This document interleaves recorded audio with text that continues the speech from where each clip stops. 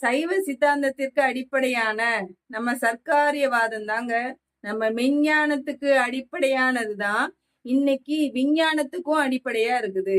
ஆற்றல் மாறா கோட்பாடு அப்படின்னு கண்டுபிடிச்சிருக்கோம் அப்படின்னு இயற்பியல்ல சொல்றாங்க இல்லையாங்க.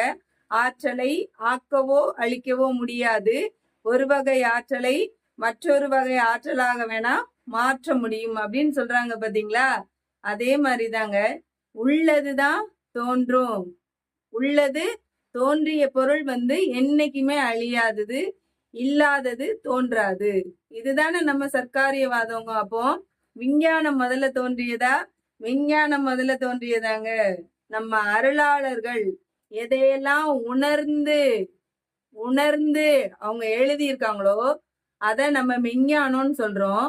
அப்படி அந்த மெஞ்ஞானத்தின் மூலமா அவங்க எழுதுனதுதான் பின்னாடி விஞ்ஞானத்துல கண்டுபிடிச்சு அதை விஞ்ஞானம் அப்படின்னு நம்ம சொல்றோம். சரியாங்க.